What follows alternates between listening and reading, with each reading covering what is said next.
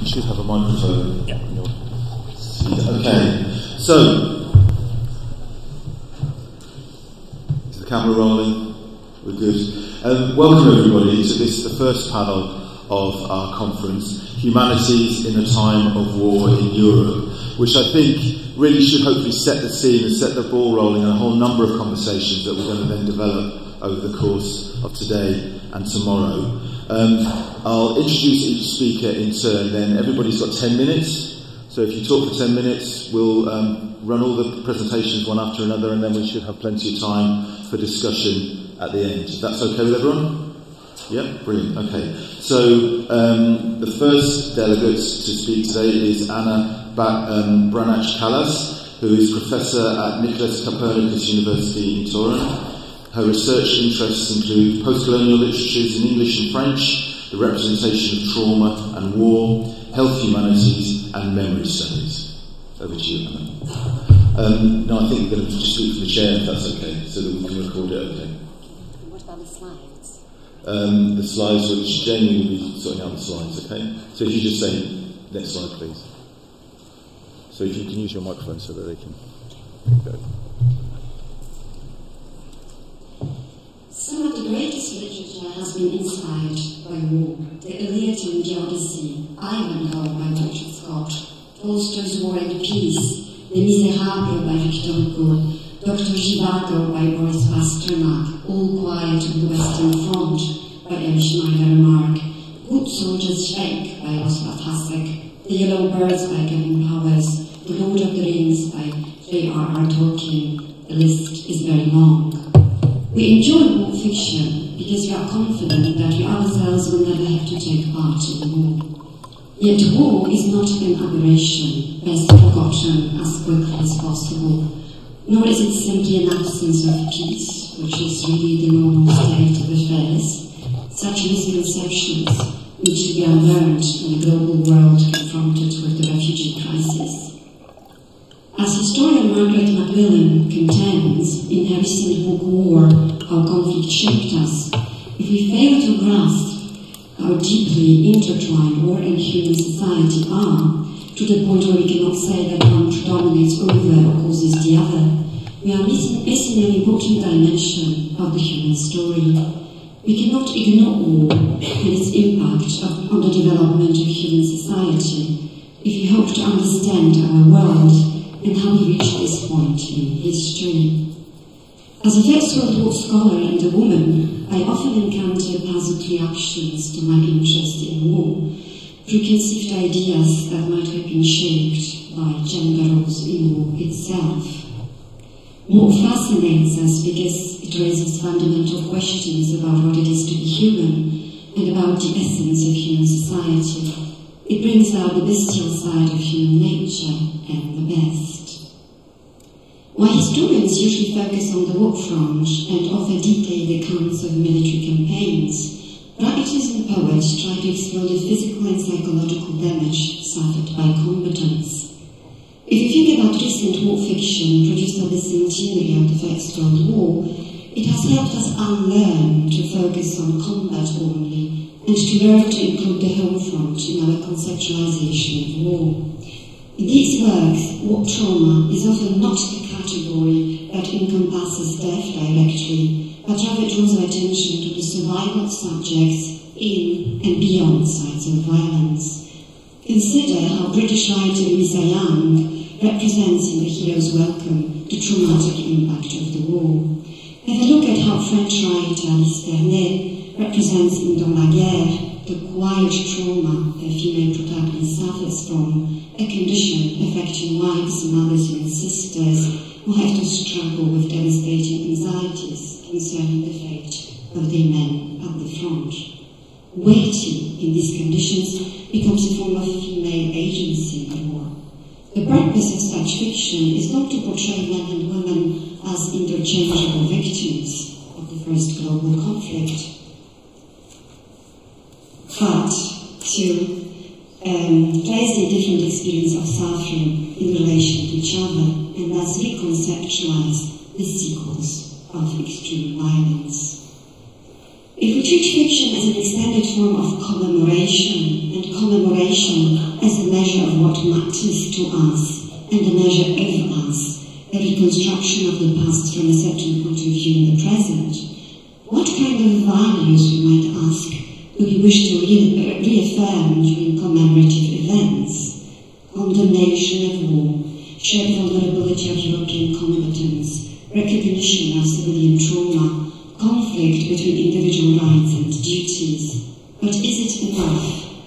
Much has been written about the recent centenary of the First World War, which generated costly celebrations as well as an enormous amount of works of fiction, films and reenactments.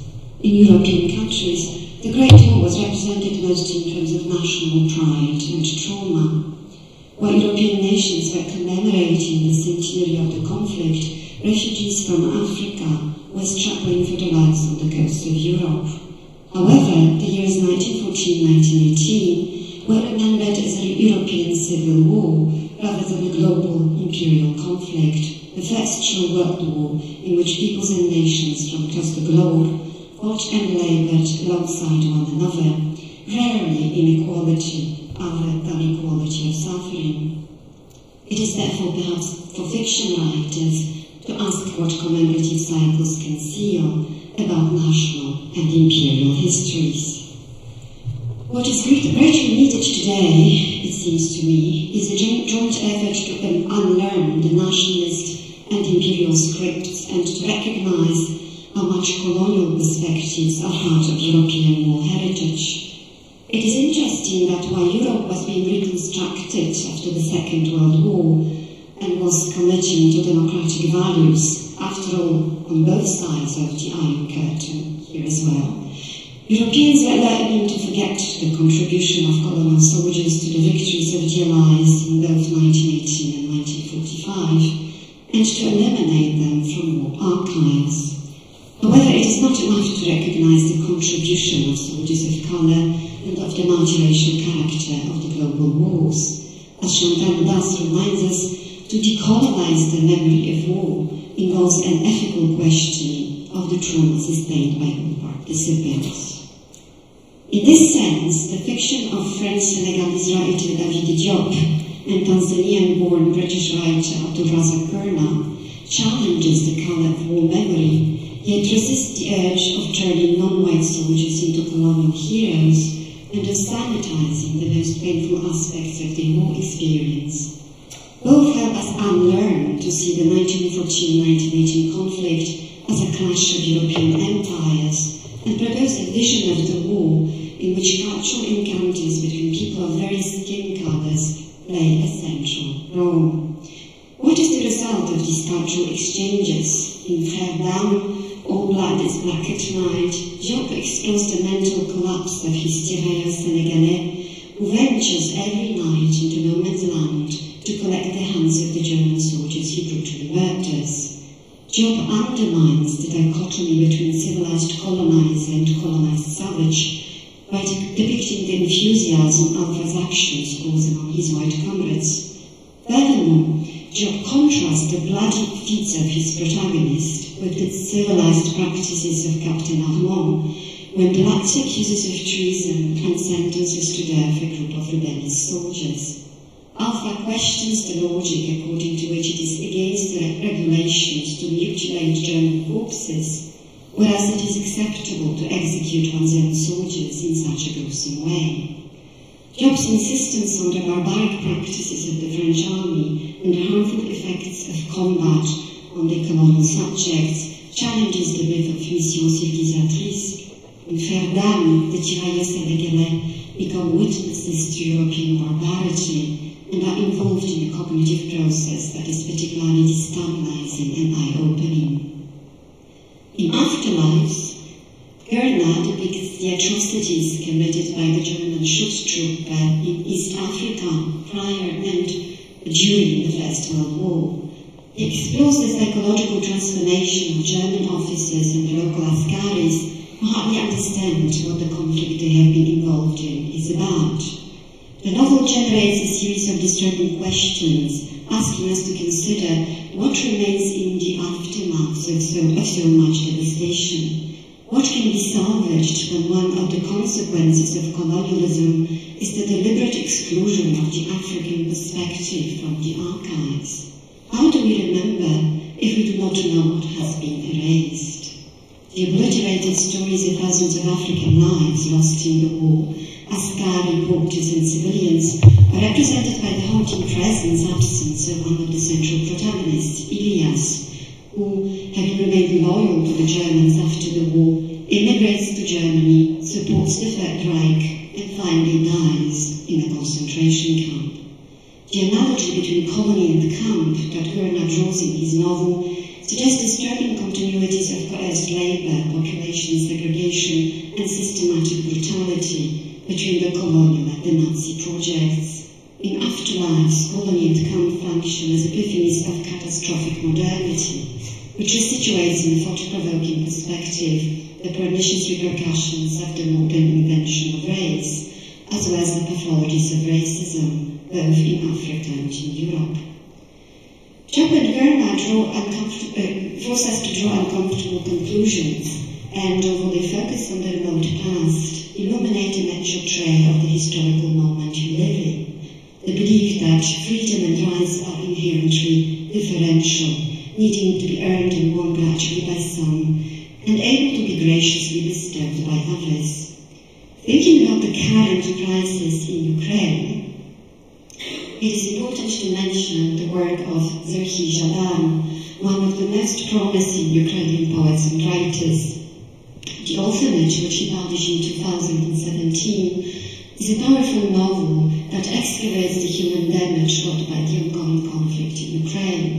When hostile soldiers invade the neighboring city near the front line in Donbass, Pasha, a 35-year-old Ukrainian language teacher, sets out for the boarding school where his nephew Sasha lives, now in occupied territory. Venturing into combat zones, traversing shifting borders, and forging uneasy alliances along the way, Pasha realizes where his true loyalties lie, in an increasingly desperate fight to rescue Sasha and bring him home. When Pasha finally finds his nephew, Sasha is pointing at a dead sniper abandoned near the boarding school. The soldier's phone keeps ringing every morning, probably just before his kids, unaware of his death, start their classes, the boy explains. A haunting image here in Wrocław, full of such kids. Together with the protagonist, the reader realizes how unethical it is to remain neutral and apolitical when confronted with imperial violence.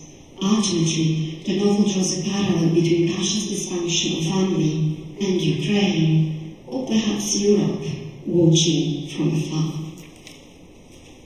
Reading the novel, we might think about the missed opportunities, the warning that we refused to see in the recent past. The novel was published in 2017. The script that we have been reluctant to unlearn, then and now. As Ariela Azoulay contends, unlearning becomes a process of disengaging from the unquestioning use of political concepts, such as border, citizen, sovereignty, human rights, and the war itself. If we have become used to atrocities, we tend to lack the skills of assuming responsibility for atrocity, as one crime is differentiated from another due to the identity of the victims or the perpetrators, rather than seen as a shared condition of our violent world. Fiction offers us a possibility to become witnesses, to see beyond the frames that present certain conflicts as wars and others as interventions, that posit certain people as sovereign Europeans and others as bare life on the fringe of Europe, that construct certain lives as grievable and the loss of others as not deserving of grief. As the line between the world of culture and the world of war is becoming increasingly blurred in the current European crisis, the imperial scripts we need to unlearn relate perhaps above all to the ways we have conceptualized the war and Europe itself. Thank you very much.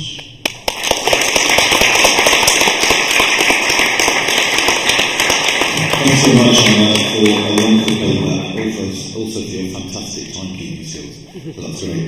We now move on to Vinzenz, Hediger, who is Professor of Cinema Studies at the Goethe University in Frankfurt, where he directs the graduate research training program Configurations of Film. He is Principal Investigator of the Normative Orders Research Group at the Goethe Institute, Goethe University, and a co-director of Contrast, an interdisciplinary research centre studying the dynamics of trust and conflict in diverse democratic societies. Vinzenz, over to you. Yeah, thank you. Is that working? Do you want to grab that one? Okay. Yeah. Hello. That's working. Good morning, everyone. It's a pleasure to be here. Thanks to the organizers for setting all this up. And as one of the project directors of one of the HERA projects, I want to personally thank the Irish Research Council and the group for the incredible work that they did. 3 years in getting us through clearly the most difficult research projects, organizational challenges that we faced at times.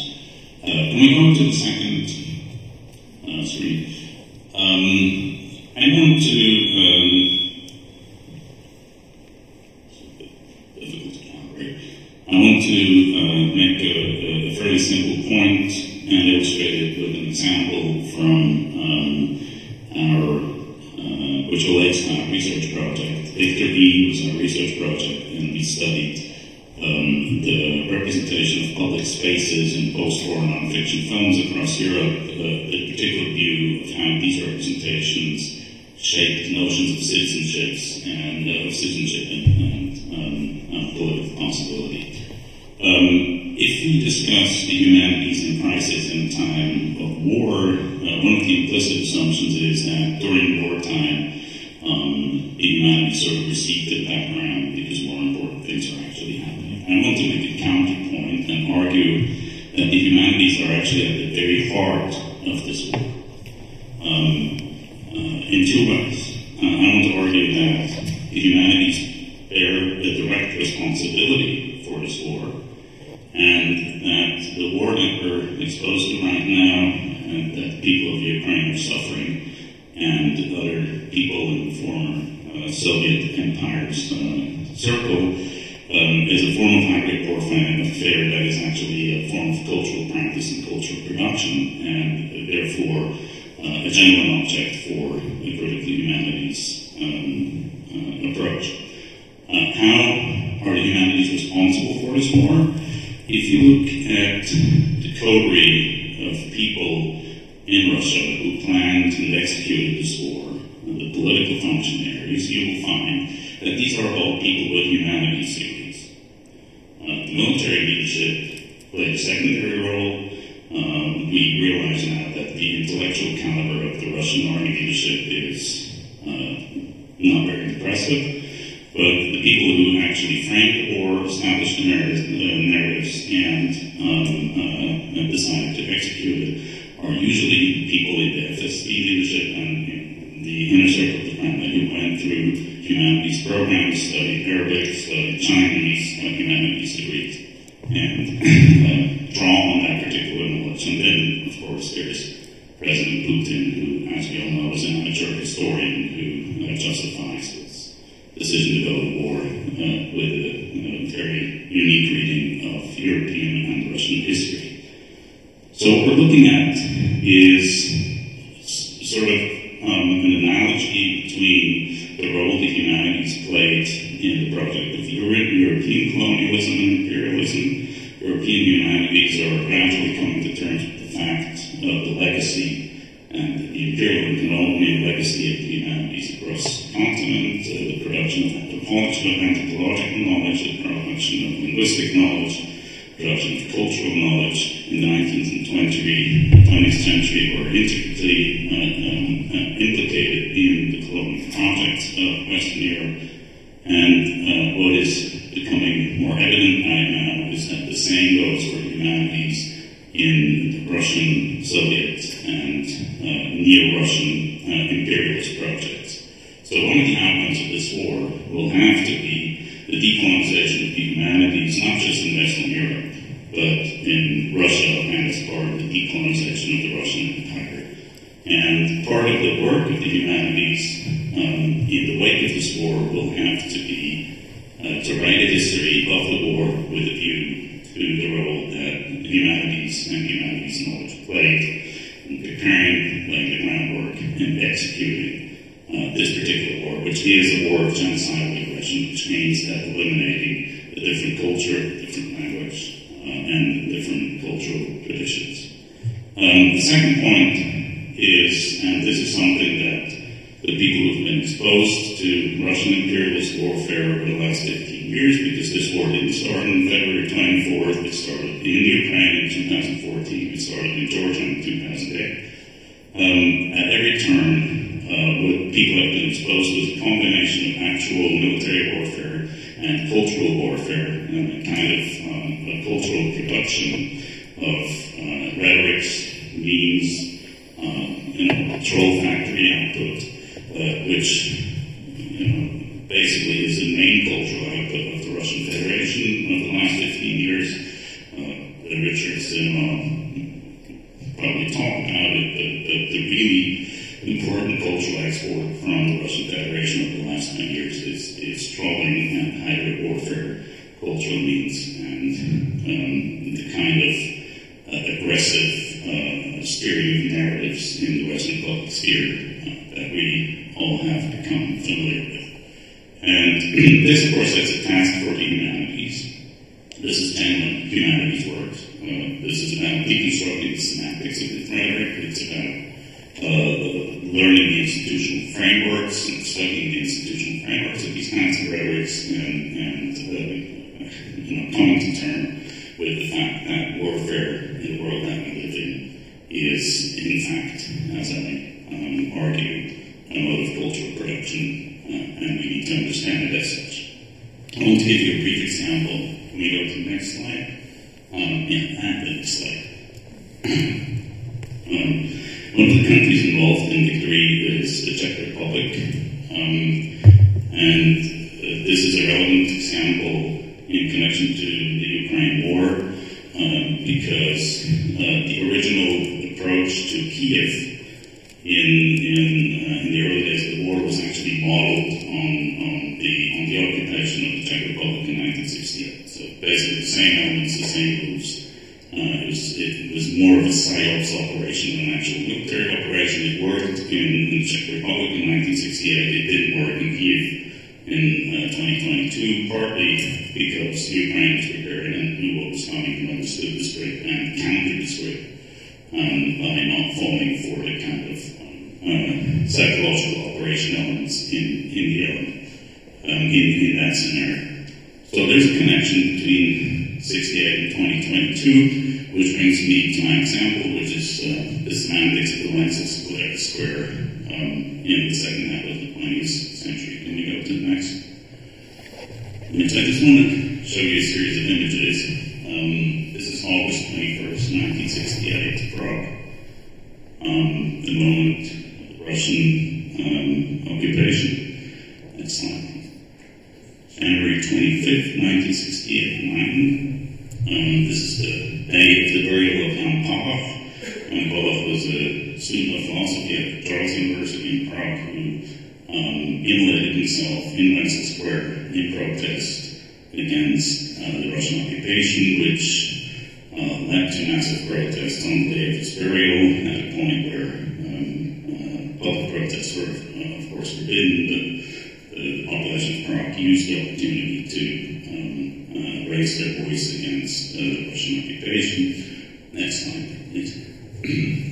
November 24th, 1989, the revolution of the keys.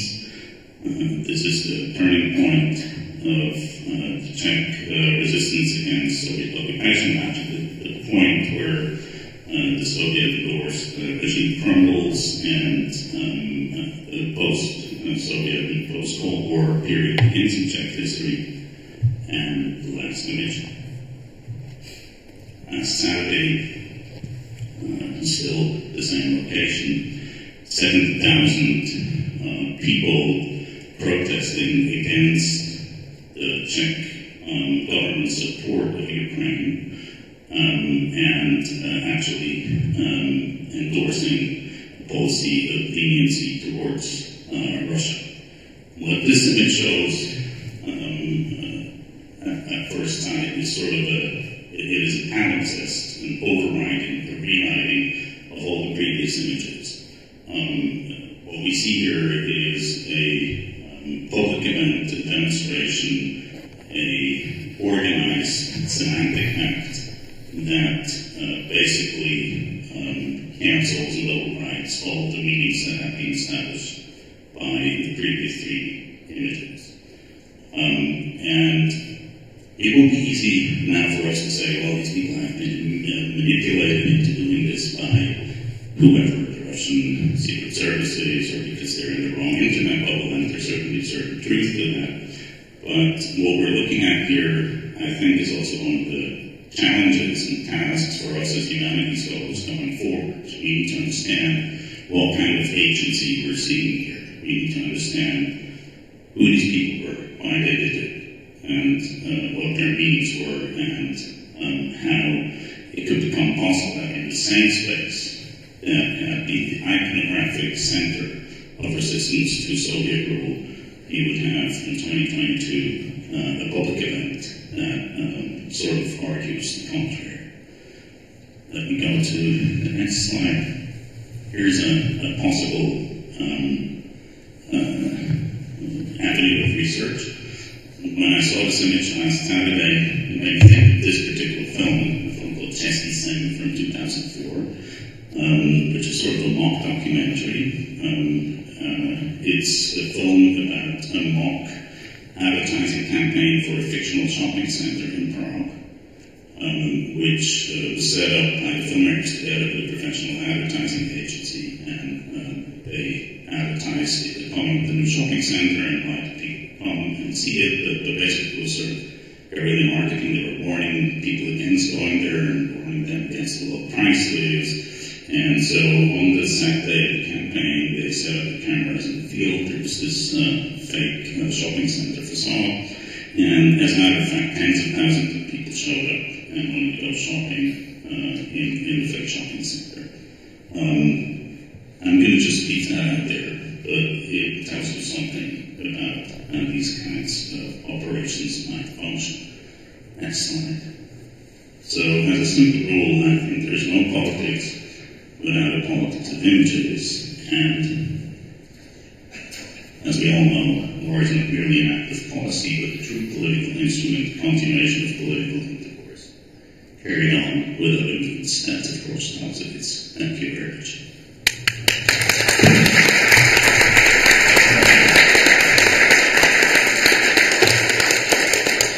Thanks so much, Vincent. That's fascinating. Our next speaker is Rostislav Oreshko. Is a Marie Curie Fellow and now working at the Centre National de la Recherche Scientifique in Paris. He works on the ancient languages and history of Anatolia and the Aegean region, and at present more specifically on the question of Balkan migration to Anatolia. Good morning, everybody. I think I should start by adding some points so to this brief introduction. It will have quite immediate relevance for what I'm going to say. So basically, I'm both philologist and linguist and epigraphist. So I'm working on texts, on languages, and on inscriptions. So basically, the material support of the text. But on the other hand, so I'm a historian. So I'm trying to look at the history through the lens of the language, so basically it's something very much unconnected. So with the present, so it's the Bronze Age Anatolia and early Iron Age Anatolia. So the peoples, so the Greeks are much well known, but mostly so the native peoples, you probably one that was there. So Hittites, Lydians, and so on. So the second important point is that I was born and grew up in Ukraine, and although I left the country 22 years ago, I still retain very much connections across first of all via my parents, friends, and so on. And well, one should probably also mention that I did my studies in St. Petersburg, so coming in just in 2000, so just the beginning of Putin's reign, and so I also sort of acquainted what was going on in Russia, or at least what's going on at the beginning of Putin's time. So basically what I'm going to present here is some reflections in this perspective, arguably quite subjective. So there are two aspects. One is more theoretical and one is a little bit more practical. So in the last month especially, one can very frequently hear that the Putin is acting in the mental framework of the 19th century. Well, I would like to disagree a little bit. So it's not 19th century, it's 14th century before come here. So it might sound surprising and funny, but working with the Hittite historical texts written about 1300 BC, one finds very many similarities with what is going on. Well, on all these in the domain of Russia, in this part of the world. So first of all, so it's the general approach. Of course, one can see that all wars are in a way similar. Of course, it's just taking up arms and intruding, but it's more about empire. It's more about the approach and treating the neighbors as sort of satellites, and so the existence of several or one great power. So very much information about that is found in the Hittite diplomatic texts. So we do have very many treaties, which are amazing, actually. The texts, so they're very exact, they're very formulaic, and actually very modern. So you can see many things which you find in the modern international treaties already in the text written in the 14th 100 BC. And as an example, I would like to cite, and yes, the structure of the text is very, very clear. So there is a historical introduction, and then so there are some stipulations in frontiers, about defensive alliance, about the relationship with neighbors, and so on. And first of all, in the historical introduction, so one can find many interesting details and actuals of just this approach and so to say, ideological framework. So I would like to cite something from the historical introduction to the Treaty of Superioruma of the Hittite king, so with Nicolaus of Ugarit. Ugarit is a port so close in Syria, close to modern Latakia. And basically it's outside Anatolia, but was always involved in the Hittite sphere, but not only Hittite, yes, actually it was like the sea contested by different powers, including Egypt. So this is the beginning, it's just a historical introduction. Thus says His Majesty Superioruma, great king of Hatti, hero, when Ito king of the land of Mokish, and then so he mentions five other kings. So these kings were hostile to the authority of His Majesty, the great king, their lord. They assembled their troops, they captured cities in the interior of the land of Ugarit, they oppressed the land of Ugarit, carried off subjects of Nicolaus, king of the land of Ugarit, as civilian captives, and devastated the land of Ugarit. Nicolaus, king of the land of Ugarit, turned to Superioruma, great king, writing, May your Majesty, great king, my lord, save me from the hand of my enemy. I am the subject of your majesty, great king, my lord. To my lord's enemy I am hostile, and with my lord's friend I am at peace. The kings are pressing me. The great king heard these words of Nicolaus, and Superluma, great king, dispatched princes and the noblemen with infantry and chariot to the land of Hediger. And they chased the enemy troops out of the land of Hediger, and they gave to Nicolaus all their civilian captives, and so on and so on. So this is very basic scheme of so we can see many treaties. So what Superluma or any great king of Hati is doing is trying to protect and save the life. And this is almost exactly if you take out some petty details as lashing of or ugly Soviet buildings, it's exactly what is going on in Donbass. So there are some group of people who like calling out for help, and then so they use basically simple military help, and so using some pretexts and or some ideological framework to annex land.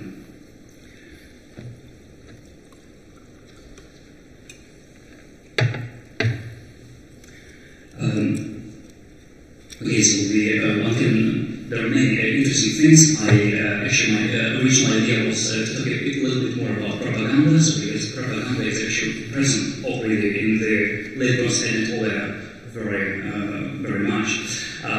Yeah, I would not linger on this now. And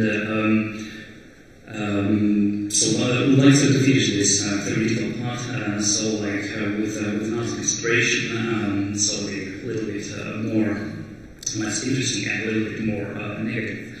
So I realized once again so a rather unpleasant truth, which was already formulated several times in the 19th and 20th century. So the fact that some sinister historical event happened in the past and has been even directly documented and can be studied now means nothing. So nobody cares, and it can be repeated and produce even more blood than it has produced 3,000 years ago. So in one of the questions related in the description of this session, I will answer in the same way as Aldous Huxley did, that men do not learn very much from the lessons of the history. It's the most important of all the lessons of history. So now I'm proceeding to the second reflection, so which has a little bit more practical spread of my thinking. So in the first days after the following the invasion, so I was basically in Paris, so like returning like 10 days before, and I was thinking what I can do. So to be honest, my first thought was actually going back to Ukraine, so because it was simply impossible to stay in Paris and as a matter reading the news and so on. Well, in several days I realized it's not the most brilliant idea. So because the last time I saw something which can shoot, it was 30 years ago at school. So I'm not very good soldier, and on the other hand, I'm not very great fond of the highly hierarchical structure which any army at any time is. So basically, I kept thinking, so what can be done, and I settled on it's just a solution, so that I would use the most obvious and straightforward channel which I can use of my scientific articles.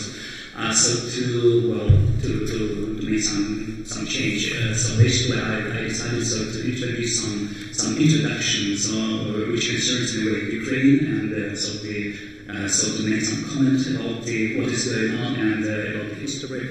And so I prefer the form of giving some my translations of Ukrainian poetry, so with some comments of historical character.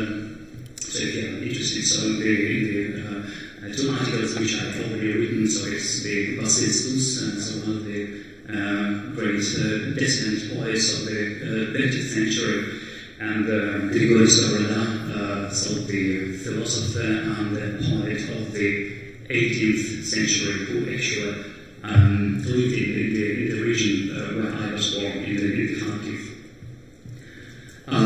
But the point is actually not what I did, but what I did not, and why I did not. So my idea, so when I restarted actually reading about the history of Ukraine, so I tried to realize, to understand what is going on, and so it brought a lot of interesting things to me, and at some point, so it was very clear to me. And but I didn't see this in any of the media which I read. Neither Ukrainian, so especially Ukrainian media, well, they concentrated on the just news, and so there is no major analysis. And very rarely one finds something comparable in the Western media. Sometimes yes, but not always. And I was thinking, well, could I actually write something for example, Le Monde, or, well, the Guardian and so on. But well, after consideration, I thought it's not very brilliant idea, because finally would read me, actually. So, because they finally, so the several pages written from my perspective would do probably not very much. And this was probably a feeling, and of course it was combined with the necessity to work on my own project, so which basically is the constant pressure. And then a month or two after that, I find something which sort of allowed me to crystallize this idea. I read the articles of Jonathan Little. I hope some of you might read his article or know him as an author. So he's basically an American and French now. He spent much time of his life in France, and he's quite famous in France as the author of Les Bien-Bien, so the kind ones, this one, translated it, and so his articles, I didn't read his novel, which is basically the fictionalized account of the Eastern Front in the Second World War. So very well written, so it received several prizes. But I read his articles in the Guardian and actually in Ukrainian, some Ukrainian newspapers. And it's simply brilliant. I mean, so if you understand, if you understand what is going on, so you can simply agree with him. And so the point is that it's very easy to understand why he's way different from the average treatment, average journalist working on this. First, he speaks Russian, and he spent some time. Also, he was working with different organizations, humanitarian organizations, and he spent quite a lot of time in Chechnya and in Moscow. And on the other hand, he studied the archives, writing his novel on the World War II. He studied quite a lot of archives, and so basically he combines three very important elements. So he knows the reality on the land. So he's a scholar, and he can deliver his message in rather impressive and powerful way. And so I think it would sound probably a little bit utopian, but basically, so if we want for humanities to function, we should care about the creating circumstances or the possibilities for the people like Jonathan Little to exist. It might be actually one single person, or it could be sort of collaboration. But in any case of the axis of between the humanities as a science and the openness of the literature and the immediate experience with the land so which certainly is very important. Thank you for your attention.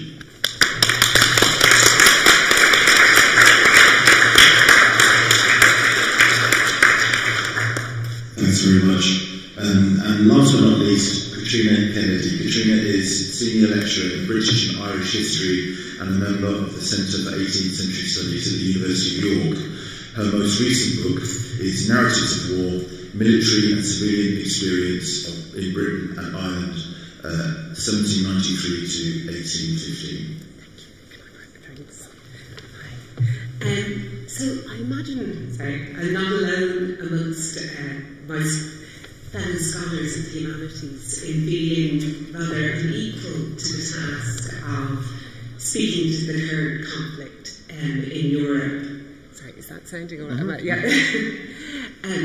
So that hesitancy arises in part from a sense of powerlessness at the tragedy that is unfolding, but also a certain professional discomfort as a historian at the idea of extracting lessons from the past to provide a guide for the present. So despite that professional discomfort, in recent months countless articles by historians have appeared drawing parallels between the war in Ukraine and earlier conflicts, from the Crimean War to the Russo-Japanese War to the First and Second World Wars. Such pieces tend to distill warfare down to questions of statecraft, military strategy, combat, effectiveness. And of course these are all relevant issues, but they're not necessarily those with which historians of warfare have been primarily concerned, or certainly with which I, as a historian of the Revolutionary and Napoleonic Wars, have been concerned.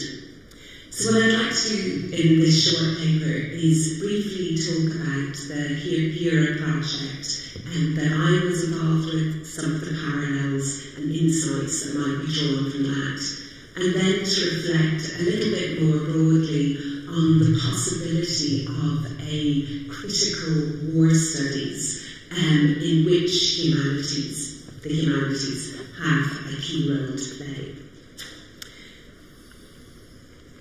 So from 2013 to 2016 I was PI on the project Making War, Mapping Europe, Militarised Cultural Encounters in Europe 1792 to 1920, funded under the HERA Cultural Encounters Joint Research Programme. And this was a collaboration with colleagues from the Freie University Berlin, Swansea University and Trinity College Dublin. And the project highlighted an important but often neglected feature of modern mass warfare, and that's the extent to which it involves millions of people from outside the educated elite in encounters with different landscapes, people's cultures to which they would otherwise not have been exposed. We focus primarily on the armies of the British or the European Western powers, Britain, Germany and France, and their experiences and narratives of expeditions to Europe's southern and eastern frontier, so around the Mediterranean littoral, in the Balkan region, and in the uncertain borderlands with the Russian Empire as they traced and retraced the footsteps of earlier armies along well-worn military routes. So these journeys produced a vast archive of journals, memoirs, letters, photograph albums, sketchbooks. And in analysing this archive, we explored the military mapping of Europe in relation to itself. They not only expressed through these accounts what soldiers experienced, but also defined implicitly or explicitly the selves that underwent that experience and what it meant to be European. And we are again, of course, at a moment when that question of what Europe is, what it is to be European, has assumed renewed urgency. Our project is therefore as much concerned with the making and remaking of borders at the level of the self, as it was with territorial realignments and geopolitics. And we also traced how these encounters contributed to knowledge formation across a range of domains: medical, archaeological, racial and gendered. In so doing, we pointed to some of the ways in which war continues to shape and order societies long after the fighting has ceased. So the approach we took could roughly be categorised as adhering to the war and society approach to the history of warfare that has been dominant since around the 1950s, moving away from what's sometimes described as the drums and trumpet, a style of military history primarily concerned with the strategic and operational dimensions of warfare. The war and society approach stresses instead the impact of war on society and culture more broadly, but also situates armies within the context, the broader social context from which they are drawn. But it's worth briefly considering the two halves of that conjunction, of that pairing, war and society, and how they are treated as objects of disciplinary inquiry within the humanities and also the social sciences. And here I'm drawing to some extent in the work of Tarek Barkawi and Shane Brighton, who are operating within international relations and endeavouring to think about a critical war studies. So as Barkawi and Brighton point out, scholars working on society or culture or the economy tend to incorporate a critical questioning of the object of their inquiry into their methodology. What is society? How should we define it?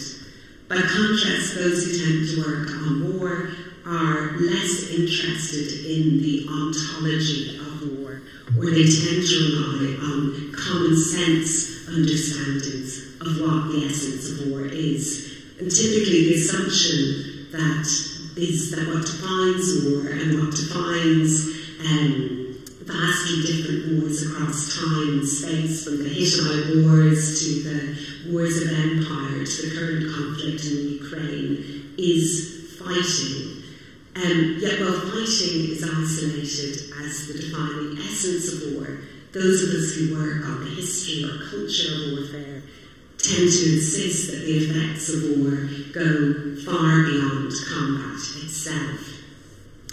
So that lack of theorisation and considered critique is one of the reasons why Barkawi and Brighton claim there is no real discipline of war studies. Though there are departments of war studies, these tend to amalgamate different disciplinary perspectives rather than interrogating what it is that unifies the field and developing their own core questions. So, of course, war's absence as an object of critical theorisation within the social sciences and humanities has a long history. It can be traced perhaps back to the 18th century, and the belief prevalent from that period onwards that war and violence are antithetical to human civilization and orders, and in some ways beyond the bounds of academic inquiry. And indeed, one of the explanations for the scale and intensity of the revolutionary Napoleonic Wars is that they followed a period of much more limited warfare, during which it became possible to imagine, as Immanuel Kant put it, a future of perpetual peace. So that Enlightenment faith that war was an aberration and peace the natural condition of humankind created the conditions in which brutal war for all war, to end all wars, might be justified.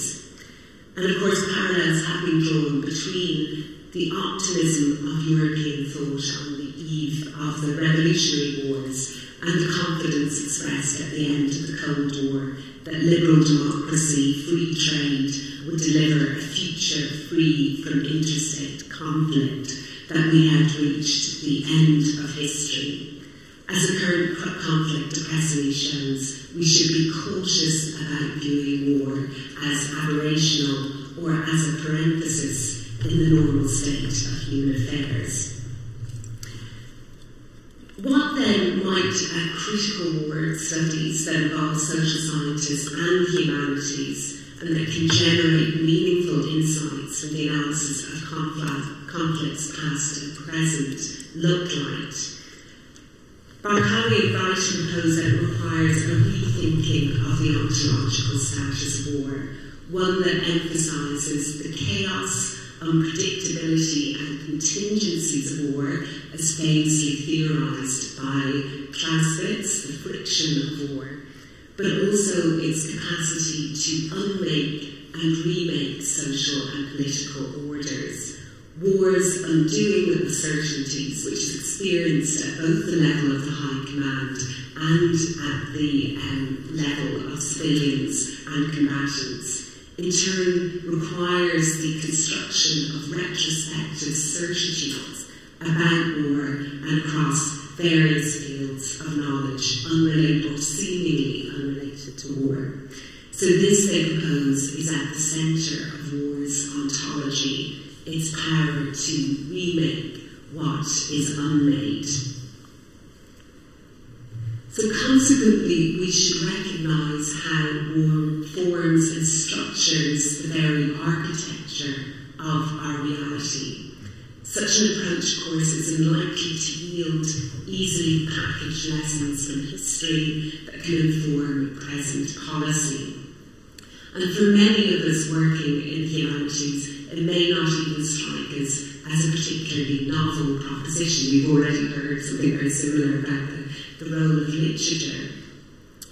Nevertheless, in identifying the production of meaning of systems of knowledge as central to the ontology of war, a critical war studies opens up a central place for the humanities. It's perhaps understandable that at a time of crisis, governments and the media often turn to those who work in international relations, security studies, strategic studies, to provide some reassurance that war can be strategically controlled and known. The humanities are less likely to be able to offer such reassurance, but we can perhaps offer a thicker, a fuller account of what war is and what war does.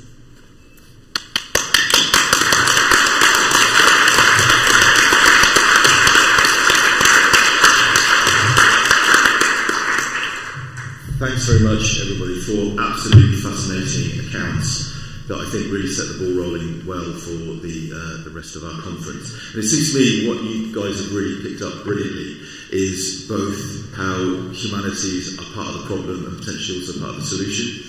You know, we've seen here in talking about kind of the sort of the macro project of decolonisation, how the humanities can play a really crucial role in breaking and challenging received epistemologies, of really not only bringing kind of new content into the canon, as it were, but also allowing us to kind of challenge the hierarchy of how we understand that canon, bringing different perspectives into the mainstream, which is, you know, obviously a fantastic thing for us to be able to do, to create a more inclusive world. And then we've seen in the present conflict how in the media in Russia this has been weaponised, how all of a sudden there is no truth.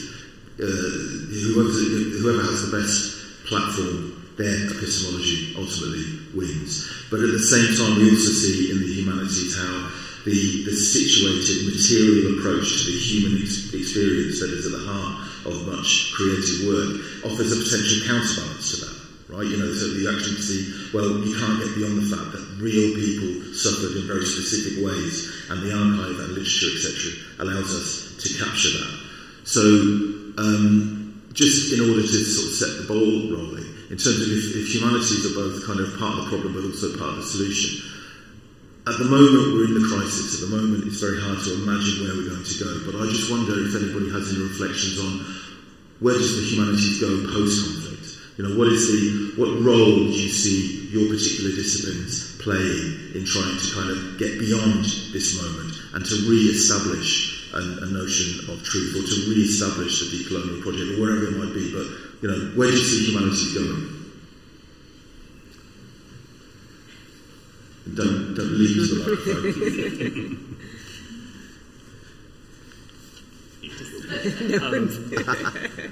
Well, yes, I think so. It's a difficult question, and so as I already indicated, so I'm a little bit skeptical about the humanities as going somewhere. So because finally now it's more about weapons first of all, and then diplomacy. And this actually is the major it's not the major dilemma for me, which I was facing for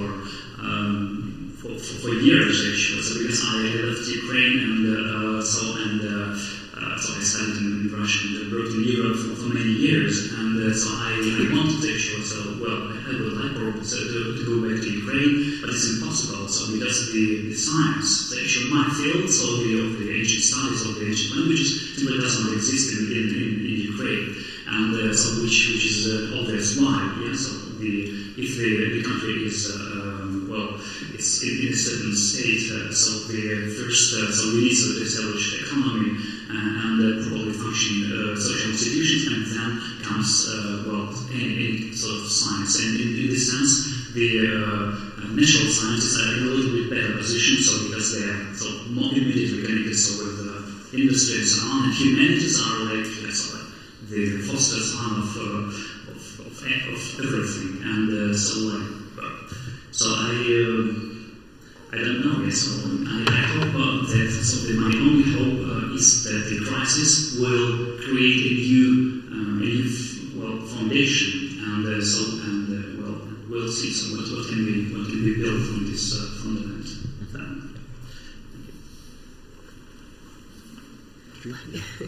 Thanks. Well, I think it's a very difficult question to answer, and of course, as I was trying to suggest, we are better placed to contribute perhaps to a post-conflict reflection than in a moment of conflict, where I think there's a reaching for simplicity and disciplines that can maybe offer less complexity and nuance than the humanities feels at home with.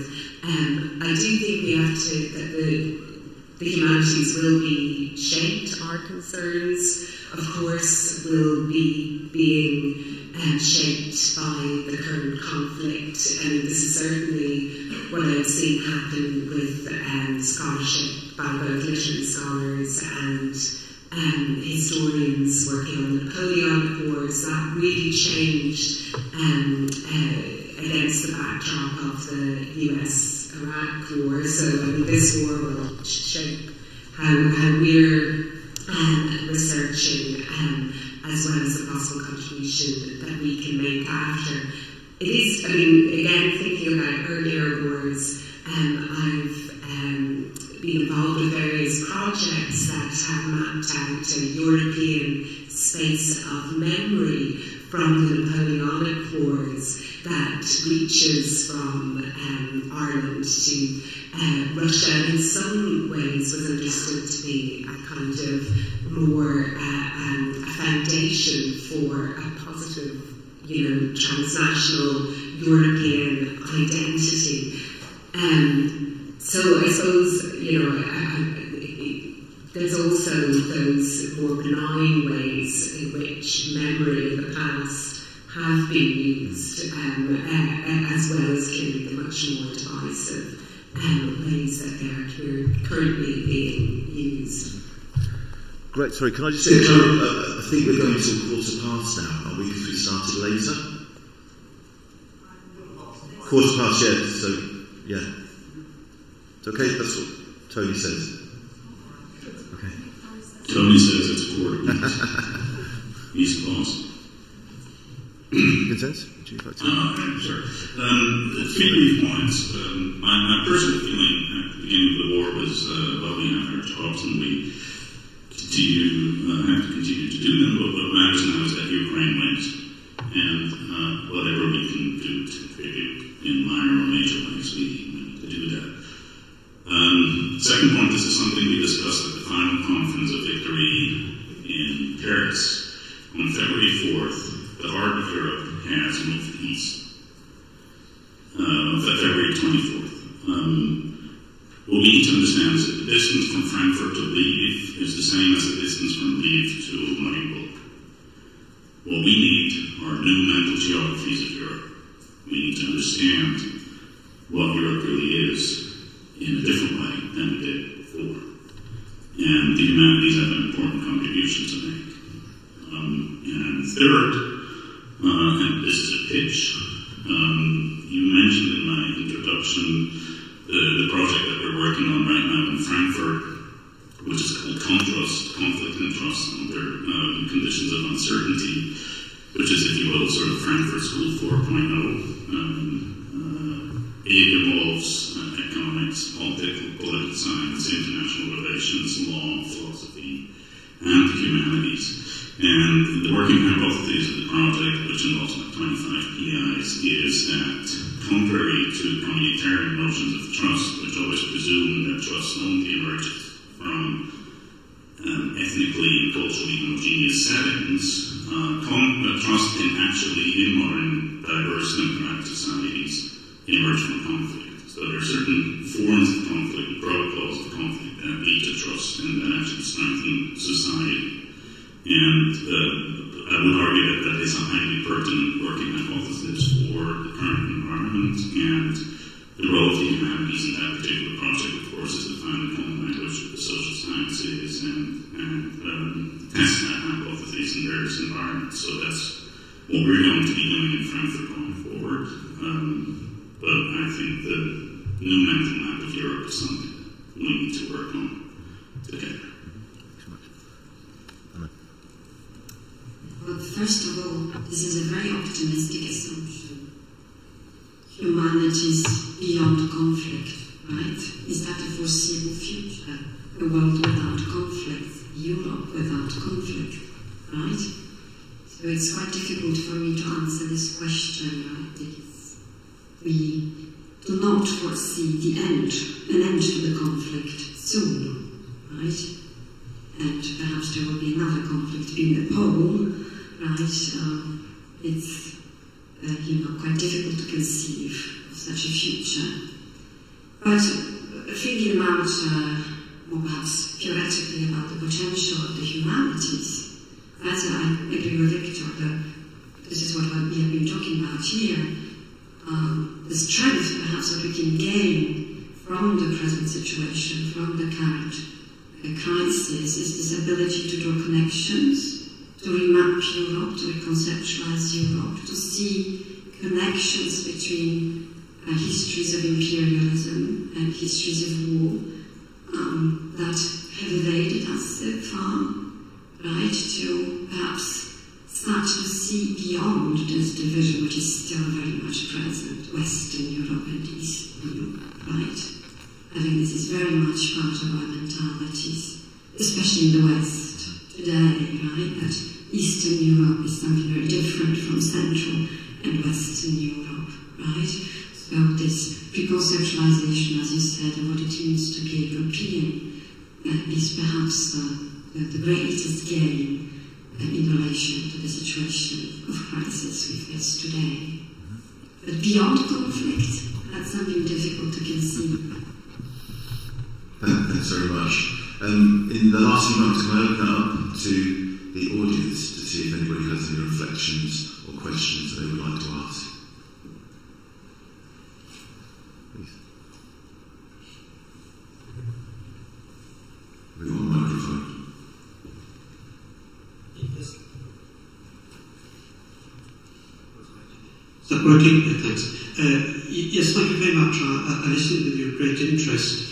And it made me think of a French playwright called Georges Giraudoux, and I don't probably know him, who in the 1930s, I think 1933, but between the two wars, wrote a play which was called La Guerre de Troie n'aura pas lieu, the Trojan War will not happen. It's sort of irony goes with the title. But anyhow, it gets one of his characters to say that peace is the interval between two wars. And I think that completely reverses the perspective, and I think that's what some of you are trying to say, is the way we have been envisaging peace and war since the Second World War, since Western Europe hasn't had peace until quite recently. And I feel that in the way when we commemorate war, which we do a lot in Western Europe, and we've had huge commemorations in France and Britain, and in Britain over the First World War, well, we are living in war in that. We are the figures. We are also living in respect in that way. So I agree with Anna when you ask the question, what future for humanities after the war? I think what future for the humanities between wars for the moment. Thank you for addressing this question. And I think so. It's worth adding that the European, so to say, Eurocentric perception of the war, especially of the recent one, is of course quite warped in the sense that the war was a normal thing in antiquity, in effect a normal thing even so in many countries now. So if you're interested, so if you're looking with the Oriental countries, so many of them are in the state of perpetual conflict. In Africa, it's the same. So you need to unfortunately, it looks like the state of war is more normal than the state of peace, and especially, so it was, so in Europe, so one managed to create this sort of, bubble, probably a peace bubble, for some time, yes, and, it would be probably more realistic to go on with the ideas of the humanities should indeed exist with the war, and so use the interwar period for better development. So I would say. Yes, and I think we have already the classics, the famous, wars, the extension policy, whatever it means, but of course the kind of thing you're suggesting, or we've been discussing, is that we need to think about politics and policy as the continuation of war as well, to reverse that relationship, which is something that others, Michel Foucault, feared or discussed this, but didn't really mean war, I think, in the sense that we're talking about it. It was more kind of structural violence. So I think that's something we need to think much more carefully about, the way that war structures and provides a securing framework for various norms and beliefs and orders within European and beyond our society. Yeah. Just a very brief note, which sort of ties the 2 points together that we've heard. Jürgen Habermas, the German philosopher, wrote an article fairly early in the conflict, basically calling for negotiations and the end of hostilities, which drew a lot of criticism. But one of the main points that got people upset, and rightfully so, was that he wrote in the article, after 77 years of peace in Europe, Europe is at war again. Which, of course, is a terribly parochial view of what Europe is. And that's what I mean when I say we need to redraw a mental map of Europe. With the Giroux Switzerland in hand, there haven't been 77 years of peace in Europe. And there has been, as you said, a lot of conflict in which Europe has been involved. The European frontiers, speaking of France and the former French colonies and what's going on in Mali, for instance, which is also a resource war and has been fueled by French and other European interventions. I think we need also a more global perspective on what war means and what armed conflict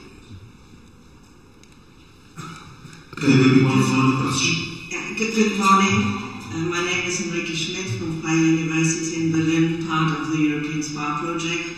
I am very much intrigued by your hypothesis or by your slogan that the humanities are responsible for this war, and I'm constantly thinking, what does that mean for my work? I'm a Slavic scholar, and I think the discipline has quite done a good job in analysis of the situation in Russia and partly in Ukraine throughout the last, let's say, decade. But it has been weak in communication to the political era, to the public sphere, so to say. And you've been mentioning the efficiency of the troll fabrics in Russia and the narratives they are formulating. So will there be a consequence for humanities in the West or for Slavic studies or whatsoever to participate more actively in formulating counter-narratives, even if that would mean that we have to simplify our messages and get rid partly of our complexities of our studies? So that's what's worrying me, and I would be interested to hear your opinion. Vinzenz, you want to start? I mean, with the focus in Germany, I think that Slavic studies and historians of Eastern European have actually done excellent work since February 24th. People like Francisco Davis of Munich University, or Jan Segevens, who teaches at Berlin and Frankfurt Oder, they've been very present on Twitter and engaging in debates and actually building audiences and criticizing Russian narratives. And one of the things that we're going to be studying as media scholars in the next few months and years is the NAFO movement. I don't know if you're familiar with that. The North Atlantic Fellow Organization, which is sort of a bottom-up counter-troll army of volunteers who jump on Russian disinformation and deconstruct it by making fun of it and sort of critiquing it with a counter-beam. And that has actually been very, very effective, to the point where the Ukrainian Ministry of Defense has sort of adopted the NAFO Baal, which is their token animal, as one of their symbols. So I think the tide is sort of shifting in the information war, and Russia no longer has the upper hand, but the jury is still out on that, and we'll see what's going on.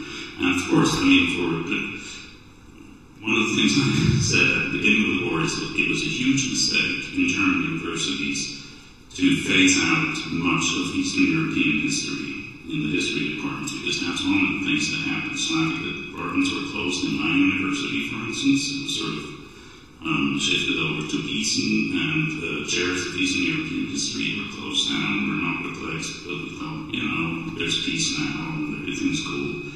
That was clearly a mistake. There isn't enough knowledge about what is going on in Eastern Europe. And if I suggest that we need a new mental map of Europe, that also includes building new areas of specialization in Central and Eastern European studies and Western Europe. Okay, so I think all that remains now is to thank the panel and the audience for getting the ball rolling successfully.